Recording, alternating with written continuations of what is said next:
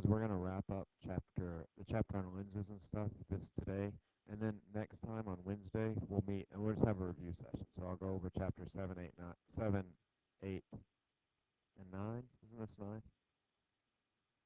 Oh, 7, 8, and 10. Excuse me. Yeah, 9 was on oscillation. So we're skipping chapter 9. But 7, 8, and 10. So we'll have a review session for that. But if you want to start reviewing now, it's those chapters 7, 8, and 10. For this, you'll see a mirror problem. You'll see a two-lens problem, which we'll get to today. Might have you do a ray tracing. I'm not sure. I'll let you know soon. And then, you're going to have to do a cross product. You're going to have a kinematics problem. You're going to have a centripetal force problem. And you'll see a torques problem too, where you have to, calculate the torque, use Newton's second law, and tell me something about the motion or the energy of that. But more about that on Wednesday, and we'll have a review session. But come with questions. I'll sort of review all the material and sort of give you a rundown of the test. Even though the test is only 70 points, right? Your take home is 30, right? Is that correct? Yeah, even though it is only 70 points, it'll still be a similar length. So the points will just be distributed more sparsely throughout all the questions. All right? That's good for y'all, I think. To spread it out a little bit. You having a good weekend? No? Yeah? Yeah? Okay.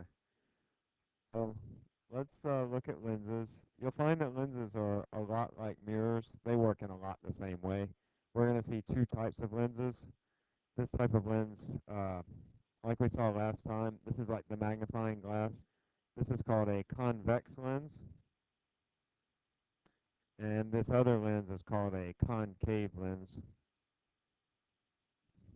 It'll help you to sort of draw analogies between the lenses and the mirrors because, as I said, they work a lot in the same way because they're both spherical objects and the geometry is similar. And think about these not as convex or concave because remember, convex and concave, those words refer only to the geometry. And so, for example, here, remember the concave mirror was like the big mirror that we set fire to with the paper last time? This is the same shape as the concave mirror, right? But it doesn't act like a concave mirror. This acts more like a convex mirror. And that's because this mirror, the concave mirror, is a converging mirror. So you might hear them, or as a converging lens. So you might hear me refer to these not as a concave lens, but as a converging lens. And similarly, the convex lens is a diverging lens. I'm sorry, no, that's getting these mixed up. The convex is a converging,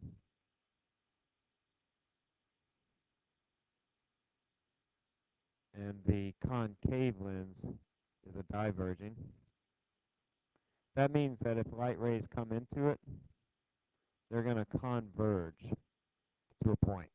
Whereas if they come in to a concave lens, they're going to diverge like that. Okay? Now, if you remember, the converging mirror was called a concave mirror.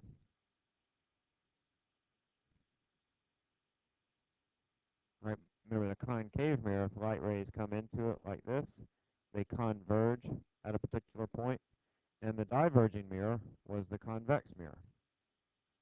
So if light rays come into a convex mirror, they diverge. This is a convex mirror. So those ray tracing diagrams that we did for convex mirrors, you'll see that it'll be very similar for a convex lens. Similarly for the did I say convex lens? Let me just repeat that, make sure I got it right. The diagrams that we drew for a convex mirror will be very similar for a concave lens because these are both diverging devices. And the light diagrams, the ray diagrams that we drew for the concave mirror will be very similar for the convex lens because these are both converging devices. They cause light rays to converge when those light rays are parallel. We'll see similar things about these. Remember, for the concave mirror, we had a positive focal length. We'll also have a positive focal length for the convex lens. And for the convex mirror, we had a negative focal length. We'll also have a negative focal length for the concave lens. The types of images they form will also be similar. So what type of image did the convex mirror produce? Do y'all remember? Real or virtual? Right, it always produced a virtual image. This similarly will always produce a virtual image, right? Just like the convex mirror. And with the with the concave mirror, remember this could produce a range of images, either virtual, real, upright, or inverted, all that. We'll see the same for the convex lens. So if you can right now sort of cement these two in your mind, that the convex lens is a lot like the concave mirror. Because think of those, well, those are both converging devices, and that's why they're similar, because they both cause light rays to converge. Okay? We're calling these things different terms.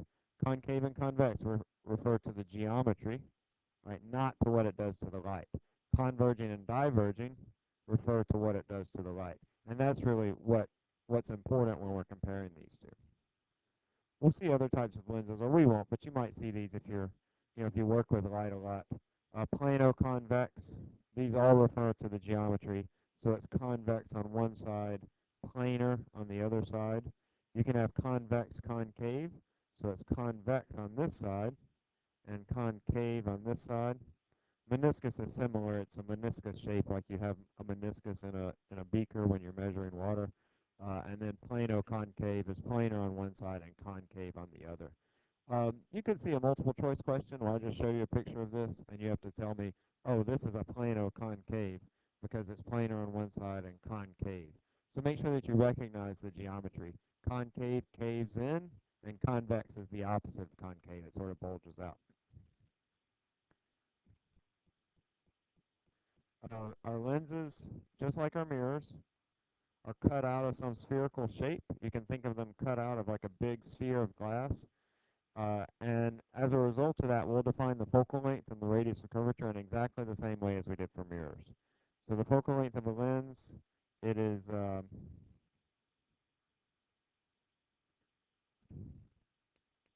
half the radius of the sphere, 1/2 the radius of the sphere from which the lens was cut. Now, you know lenses aren't really cut, right? They don't take like a big sphere of glass and then chisel out a lens. But when I say that, I mean that this spherical side of the lens is part of a bigger sphere. So imagine this as just being one big part of a sphere that extends all the way down. And so I like to think of this lens as being wedged in between two spheres, and then you cut away those spheres and you get this. And so you have a spherical side on each side of the lens like this, where the center of curvature is the radius of one of those spheres, so you know it's the radius of this sphere, and the center of curvature over here is the radius of this sphere. So I have two different spherical surfaces that are coming together. This is what type of lens is this right here? Right, this is a convex, which is how I usually refer to it, but also remember that it is also called a converging lens because of what it causes the light to do, that it causes light to converge. Notice that each side of the lens has a different focal point. Remember, just like with mirrors, the focal point is 1/2 the center of curvature. The focal point is 1/2 the center of curvature. Um, so you can make a lens that will have one focal point on one side and another focal point on the other side. We won't really deal with those. We'll assume that our lenses always have the same focal length or focal point on each side.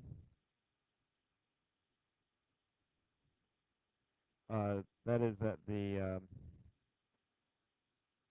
curvature of both sides is the same. That's usually the case when you have lenses, that it'll just give one focal point and say that's the focal point, whether you look at it this way or this way, because, otherwise you have to figure out, well, which side am I looking through?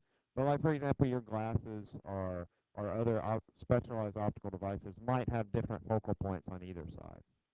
So if you're going to an optometry or whatever, you might learn something, how to deal with these differently if they have different focal points on different sides. All right. We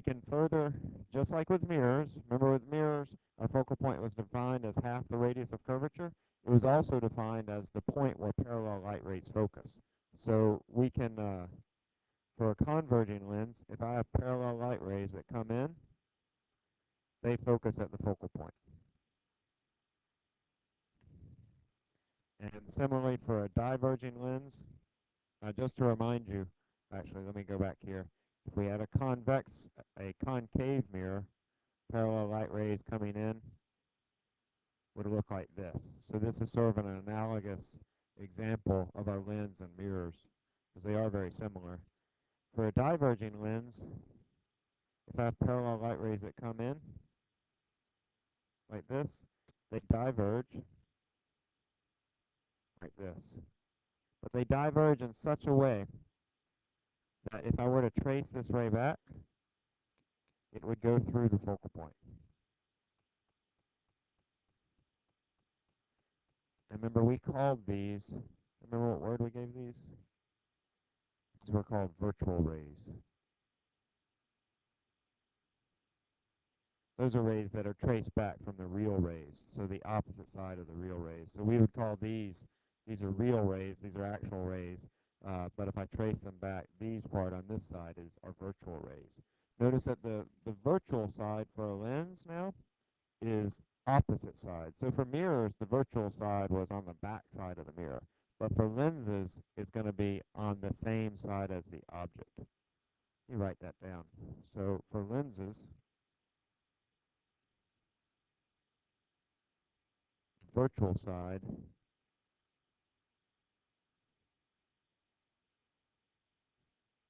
is the same side as the object.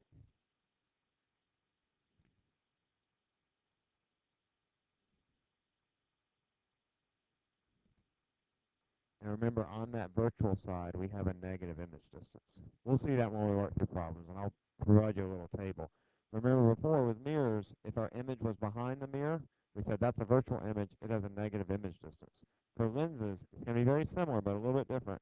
If our image is on the same side as the object, that is on the side from where the rays originate on this side, that's going to be a negative image distance, and that's going to be a virtual image. Okay, so we can define our focal point by what the light does. Magnification is exactly the same as with the mirror. It's equal to negative q over p, our image distance over our object distance. Our magnification is also, just like we had for mirrors, hi over ho. Magnification has the same conventions too. If our magnification is, say, 3 times, if our magnification is 3, that means the image is 3 times bigger than the object. If our magnification is a half, it's half the size of the object. If our magnification is negative, that means that the image is what? It's flipped upside down. It's inverted. So magnification bigger than 1, bigger image. Less than 1, smaller than image. Equal to 1, same size. And then the positive or negative says is it upright or is it inverted. And our lens equation is the same because the geometry is the same. So we have our 1 over f equals 1 over p plus 1 over q. So lens equation works out exactly the same. Again, it's really just because of the geometry is the same. For these spherical lenses and mirrors, that the lens equation is the same. I forget the derivation for the lens equation, but it's purely a geometric derivation. Yeah.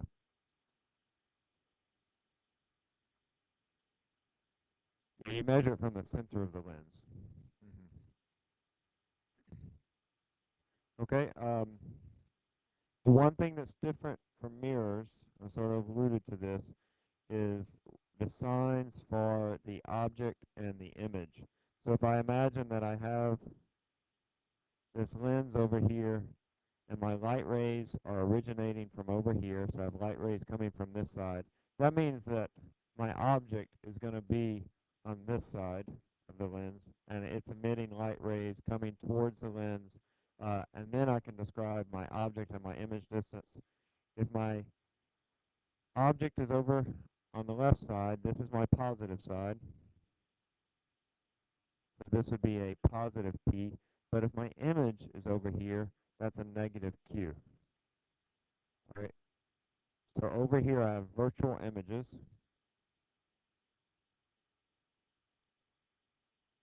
Over on the other side, I have a positive Q. I have real images. I like to think about this with uh, lenses. I'll pass this around, but you can see a real image if you take it, and you can make a projection of the light. You see that, Lindsay? You can make a projection of the light onto your paper. So the object is up here, the image is down here. That's a real image, so that has a positive Q. So take this, you can just take a sheet of paper,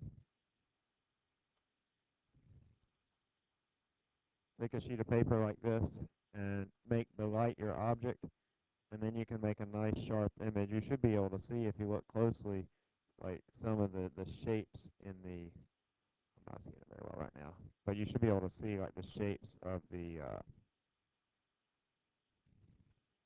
lights and what have you, right about there. All right, I'll pass this around. You can play around with it, but that's a real image. And notice that the object is on this side, my image is on this side. That's a positive image distance. I'll do a lab in this next semester, so you'll see it again. Um, one thing that we'll see in just a bit, and you will need to be okay with this, is that you can also have a negative object distance. Right, this is a so-called virtual object. We'll see that in just a bit. You only get it with two lens systems.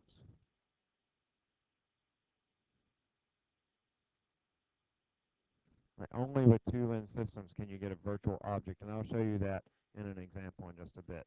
You will have a two lens system on your test coming up on Friday.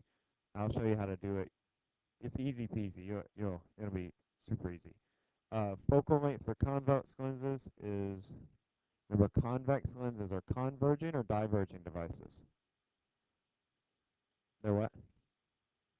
They're converging, so they have a positive focal length.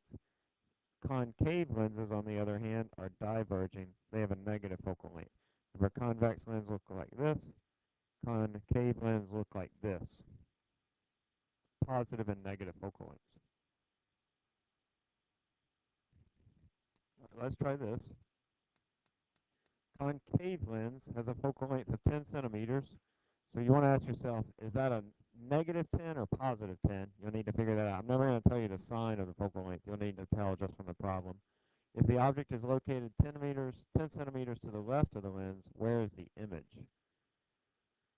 So with a single lens system, your object distance is always positive. It's only in special cases can you have a negative object distance. But here you want to find what is the image distance. Concave lens has a focal length of 10 centimeters. Where is the image?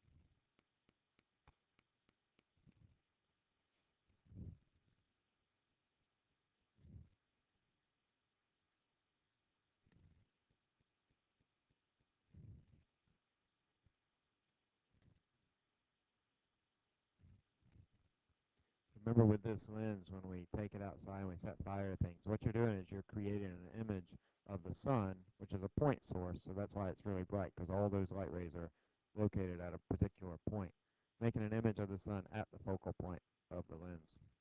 Well, let's see, I'll stop at 2 minutes.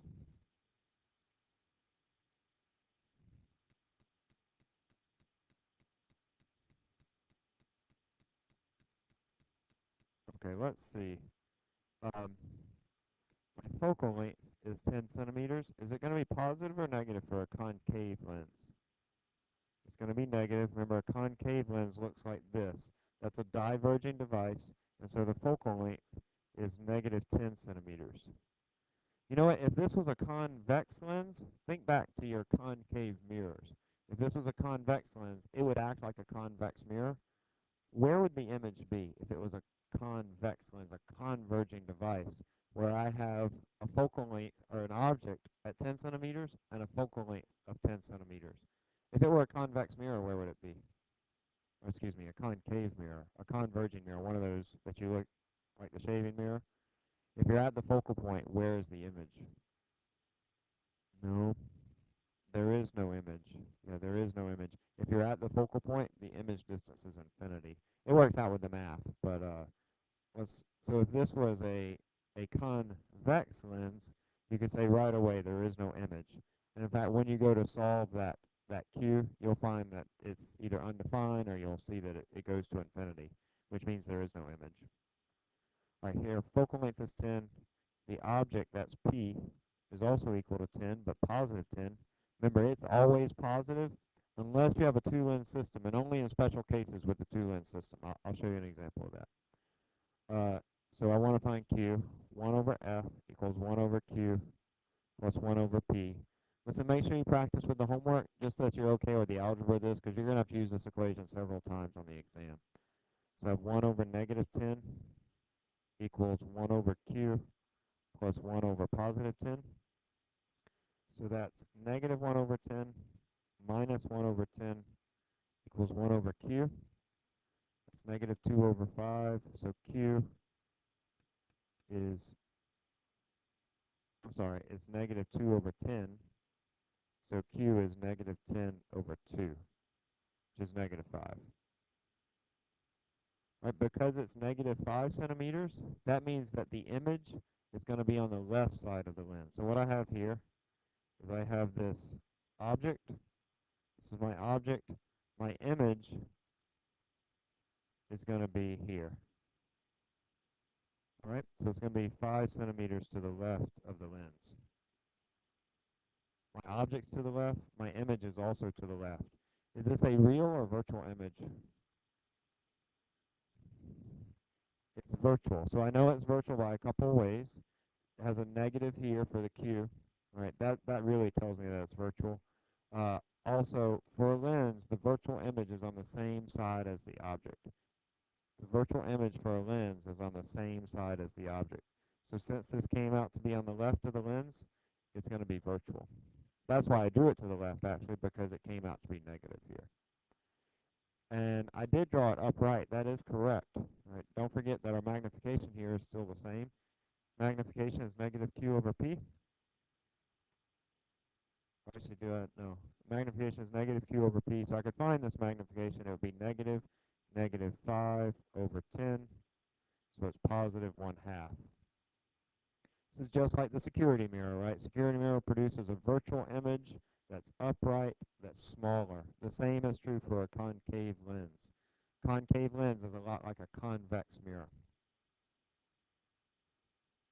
Let's try this next one. Okay, the human eye consists of a converging lens and a screen at the back of the eyeball. The focal length is changed by the muscles in the eye. So the eye, you know, you have this lens at the front of your eyeball. It's a, thank you, this convex lens that focuses the light on the back of the retina. But let's say that you're, oh, and so you have these muscles in your eye that can change the focal length of that lens. It can squeeze it down and make it fat in the middle. That gives you a short focal length. Or it can stretch it out. That makes it skinny in the middle. That gives you a long focal length. So I want to know if your eye is focusing on a distant object, and then you want to focus on something much closer, what does your eye do? Does it increase the focal length? Focal length stay the same? Decrease the focal length? Or does it depend on the index of refraction in the fluid in the eye? It's not D. So y'all haven't seen index of refraction. That was the previous chapter. It's either A, B, or C.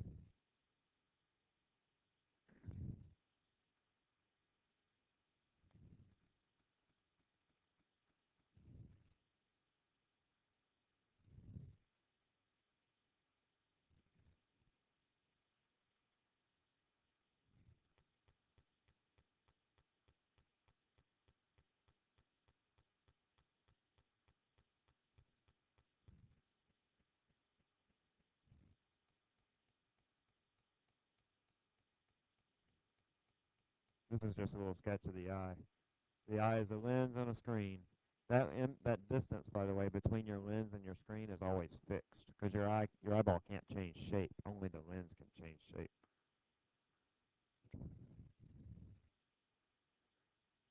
All right, I'll stop at 2 minutes. 2 minutes. 5 seconds. Just guess if you're not sure. We'll see a similar problem to this in a bit.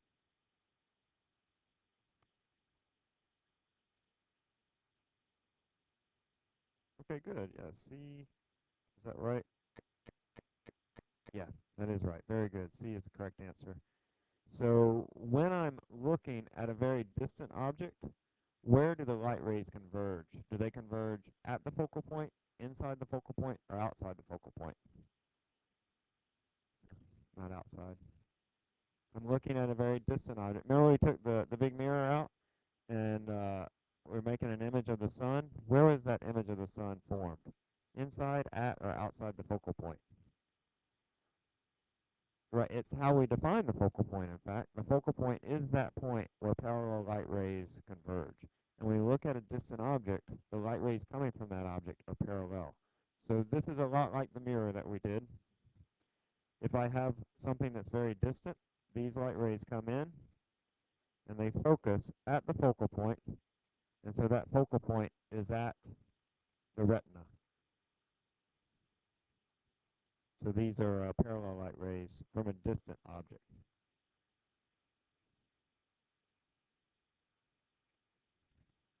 All right. But if I now want to look at something that's nearby, so I want to now look at something that's close. So over here, the red was from a distant object, someplace far away. By the time the light rays reach your eye, they're parallel to one another. Um, Now if I'm looking at something close, this focal point is going to have to be closer in. And the light rays that come from this will produce an image that is behind the focal point. We can see this from the lens equation. 1 over f equals 1 over p plus 1 over q. Q has to remain constant right here. This q remains constant for your eye because that distance between the lens and your retina is fixed. But if I decrease p, then I'm going to decrease f. We'll see this in the ray diagrams as well. Our ray diagrams, which I'll draw for you in just a second, I would have light rays that would come through. They would go through the focal point, go through the focal point, and then parallel to the axis. So my image then of this nearby object would form past the focal point. All right? I'll show you the ray diagrams. The ray diagrams sometimes help, and you will be responsible for those ray diagrams. You could see one on the test. Likely you will. You'll either see it as a multiple choice question, or I'll give you one and ask you to draw a couple rays and describe the image. Let's try this other one. If you didn't get these questions, don't sweat it. We'll see a few more that are similar to these, and we'll revisit them. All right, a person uses a convex lens that has a focal length of 10 centimeters to inspect a gem. It forms a virtual image 20 centimeters away. What is the magnitude of the magnification?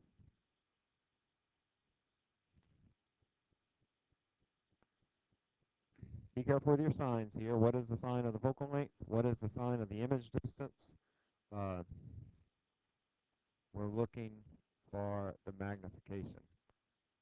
I'm going to write your equations over here, just to remind you.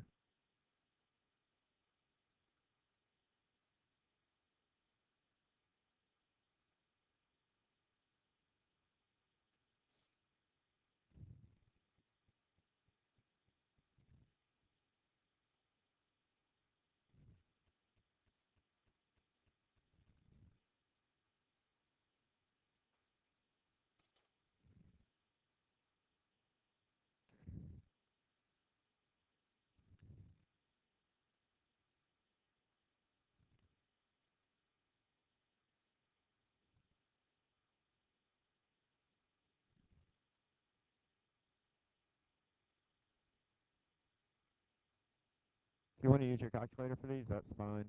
But often I give you numbers that work out easily with the fractions. You might find it a little easier just to find common denominators and work it out with the fractions. That's the case here too.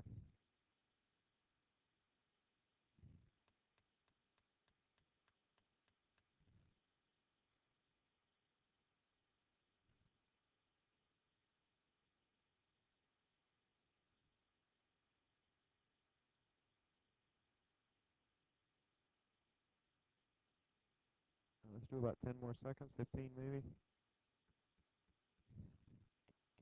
Stop at 210, 210. Guess if you're not sure. 210.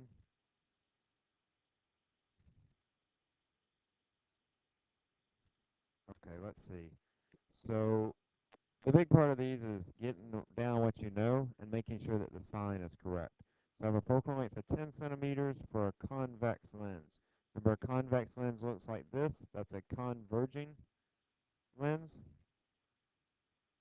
So this is a positive focal length. So my focal length is equal to positive 10 centimeters. It says it forms a virtual image. So Q is going to be a negative distance, negative 20 centimeters. So that's the hard part. Make sure I get the focal length, the sign of the focal length correct, and then make sure I get the sign of the image distance, and that I'm assigning this to the right variable, which is Q in this case. I'm looking for the magnification, that's negative Q over P, so I have to find out what P is. So I say 1 over F equals 1 over Q plus 1 over P. That's 1 over 10 equals 1 over negative 20 plus 1 over P. That's, I'm going to go and make this 1 over 10 to 2 over 20 plus 1 over 20 equals 1 over P. So P is equal to 20 over 3. And then if I want to know my magnification, magnification is negative Q over P. That's negative, negative 20 over P, which is 20 over 3. Those cancel, those go positive. That's 1 over 1/3, which is equal to 3. So 3 is the right answer here, A. Let's see, B. What did y'all do there? Put B. Big mistake here is to put this as positive. Is that what y'all did?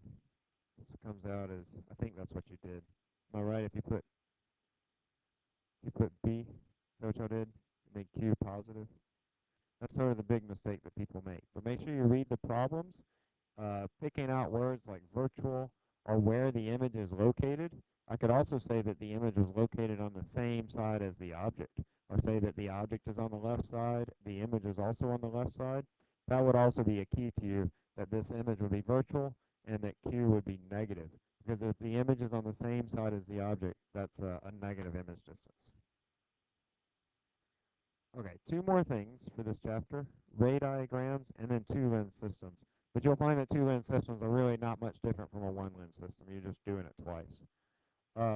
So for ray diagrams, you're going to have three rules. And you're not responsible for the mirrors, but you are responsible for the ray diagrams. As I said, I'll either put it on as a multiple choice question where I draw some rays and I have you pick out either the correct or the incorrect rays, or I'll just give you, most likely, I'll give you a lens and I'll tell you this is where the object is. Now draw 2 or 3 rays and tell me where the image is, and then describe the image. So we have 3 simple rules. We can draw a ray parallel to the axis.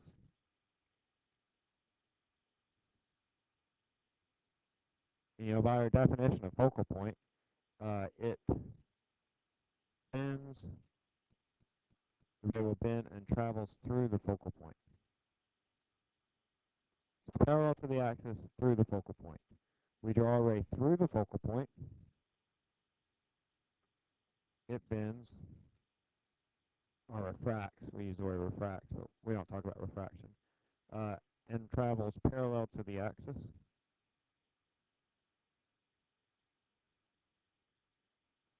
And then finally, we can draw a ray through the center of the lens. And it passes through the lens with no refraction.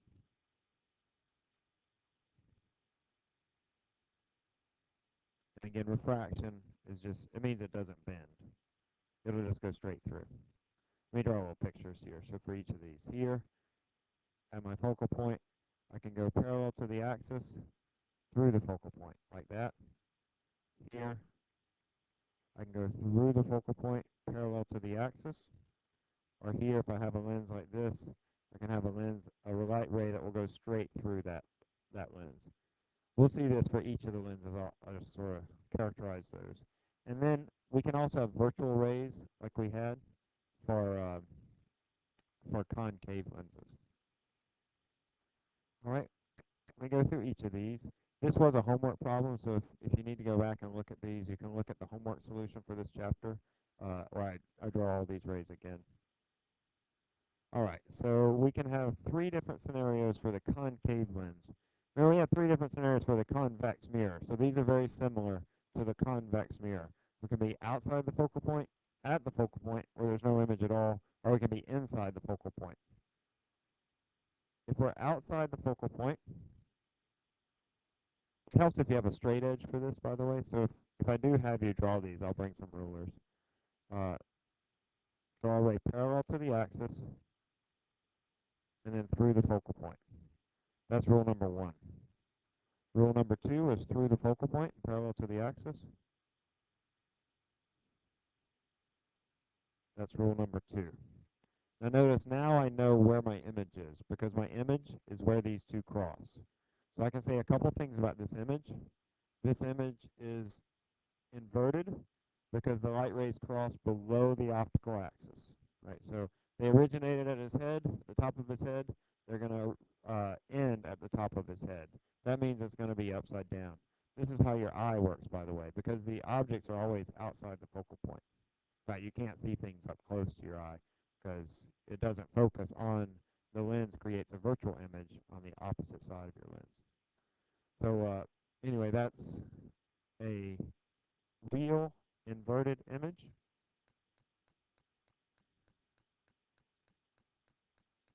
I can draw a third ray as well. My third ray just goes straight through the center of the lens. It'll go through there, and it will continue going straight through. So that's number 3.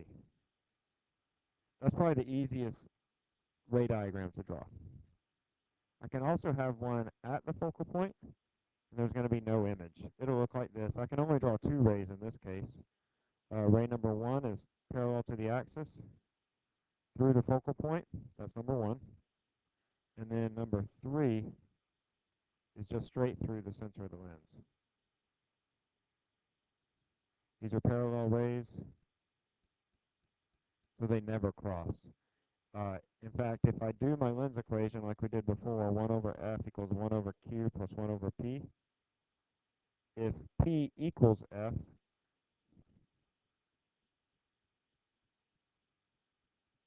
I get that 0 is equal to 1 over q. That means q approaches infinity, that those rays never cross. There is no image because the image is located at infinity. And then I can also have the object outside the focal point.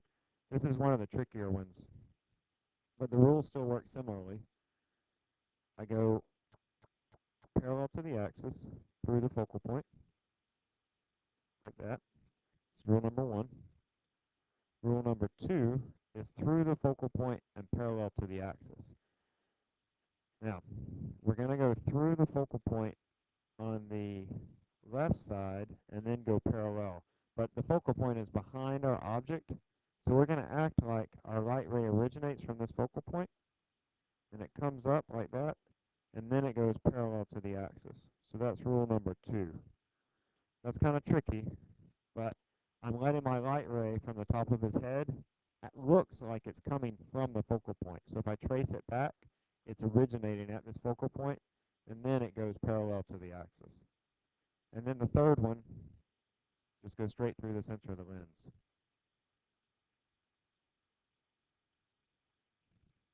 Okay? Those rays are what? Convergent or divergent? Those are diverging rays. That means that they're going to produce a virtual image. I trace them back, creating my virtual rays.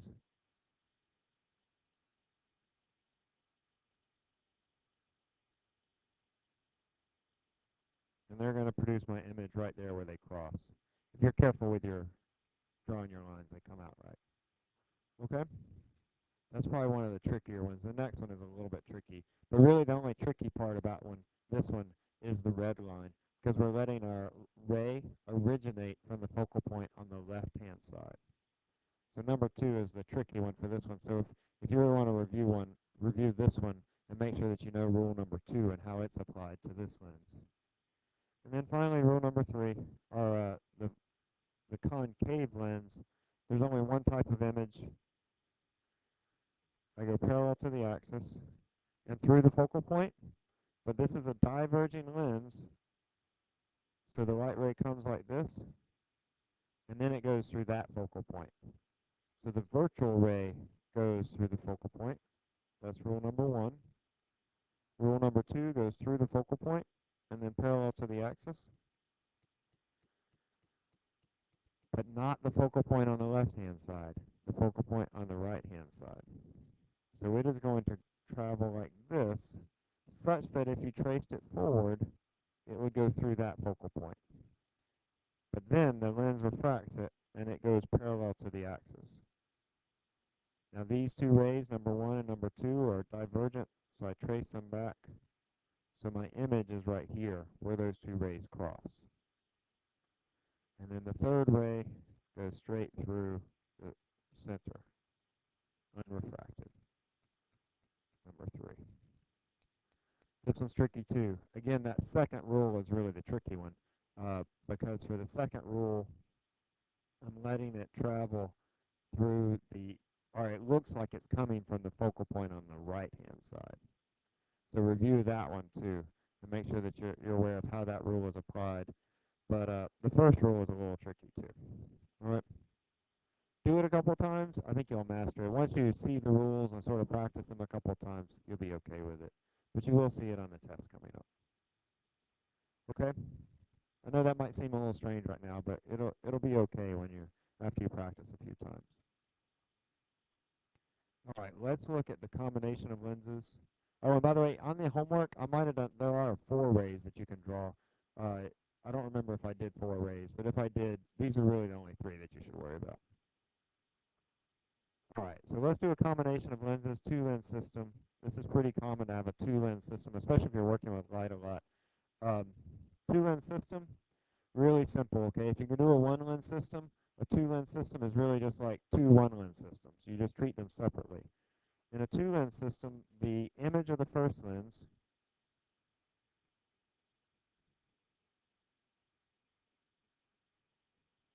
becomes the object for the second lens.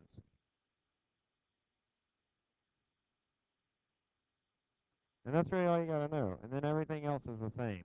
Do our magnification, we do our lens equation, and it works out like that. Let me show you a good straightforward one, and then I'll show you another one where you have a virtual object, which is a little more tricky, but not terribly problematic.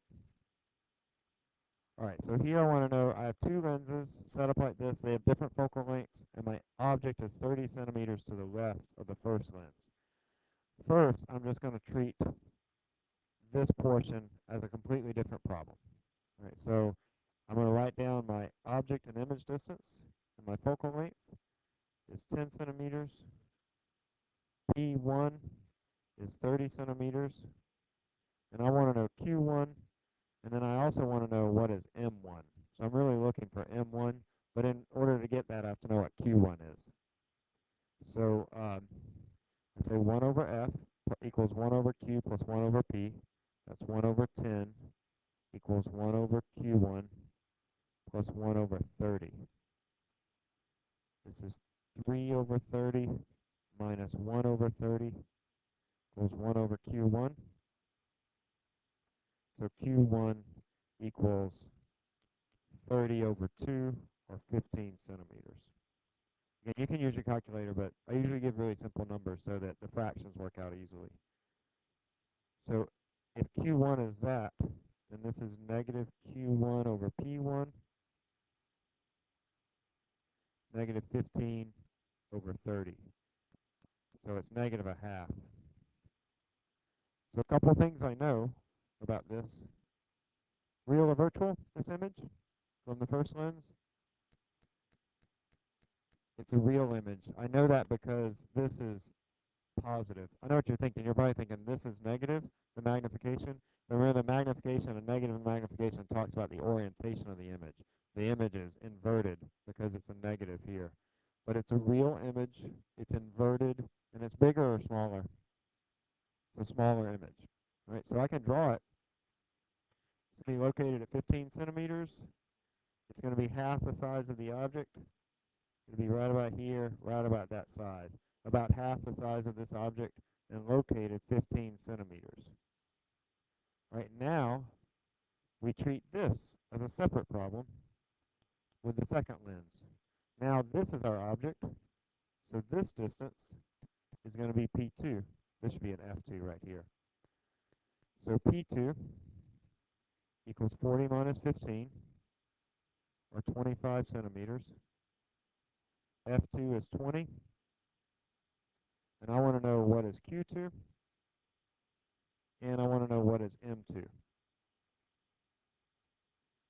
It's just like a one lens problem all over again. So I solve now for Q2. Q2 is 1 over F2 minus 1 over P2, the inverse of that. All I've done there is I've solved the lens equation. So I've just written it out, solving it for Q2. That's 1 over 20 minus 1 over 25. I'm going to go and write those with common denominators. That's 5 over 100, or 1 over 20, minus 4 over 100. That's 1 over 25. Negative 1, that's 100 centimeters. So Q2 is 100. That means M2 is negative Q over P, negative 100 over, what was it, 25. Negative 4. All right, so what that means is my magnification, I'll come back to that in just a second. If you missed that, I'll scroll down. But I find a magnification here of negative 4. That means this image, which is now the object for the second lens, will be 4 times as big as this one, and it's going to be inverted. So the final image will be upright or inverted. It's going to be upright. And the final image relative to this will be how much bigger? Be double. It would be twice as big. Because remember, this intermediate image was half the size of the original, and now I'm quadrupling it. So the final image will be 100 centimeters away. I can't draw it here, but it's going to be 100 centimeters. It's going to be twice as big as the original object, and it's going to be upright in a real image. Now, I can say that because my magnification total is equal to M1 times M2. If I had a third lens times M3, fourth lens times M4, and on and on. And so it's going to be negative 1/2 times negative 4, which is equal to positive 2. Okay? It's a 2-lens system. You will have a 2-lens system. I want to show you one more to sort of prep you for that. But it works like a 1-lens system. You just do it twice. And then finding that the total magnification is just taking the product of the individual magnifications.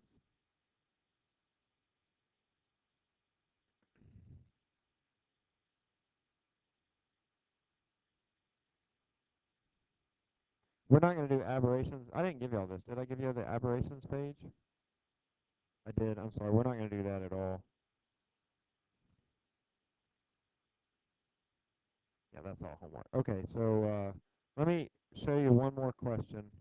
Let's say that I have, let me see if you have a homework problem like this.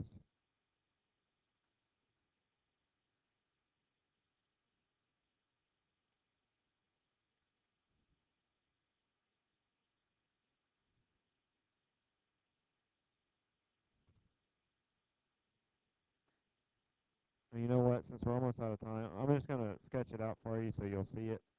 But I won't expect you to do it on the test, okay? Sometimes, but you will see it next semester in the lab when y'all do light next semester. Um, Sometimes if you have lenses that are really close together, like this. I have the object. This is the first, the object, like the actual object. And then the image of that object would be over here. This is image number 1. Now this image number 1 becomes the object for the second lens. But remember we said that we could have a virtual object? This is when we have a virtual object. When the image, or excuse me, the object for the second lens is on the side that's opposite the side from where the rays are originating. So if you think about this, my light rays, they're coming from here, right? They're originating from this side. But now I have an object on the opposite side. This is what we call a virtual object, where my object is on the opposite side from where the light rays are originating. So in this case, my object distance would be positive or negative. This is a negative object distance. I won't give this to you on the test because we haven't really had enough time to go through it. You'll have a 2-lens system. It will be more like the one that we worked before, with different numbers, obviously. But here, we would work this out, work it out exactly the same way, but instead of having a positive image distance, we would have a negative image distance for the second lens. You're not responsible for that, but you will see it next semester in the lab when you do lens systems in the lab. All right, let's try this one. We have 3 minutes, right? 8:25? Let's do this last quick test.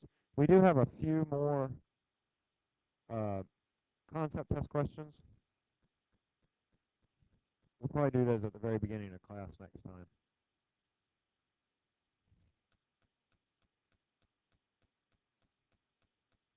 So try this 2-lens system, very similar to the one we did before. You want to treat the first one as a separate lens. Find out where the image is. That image becomes the object for the second lens. All right, so no, I'm sorry, I didn't even. I'm sorry, I even gave y'all that. Normally we would, but not in this class.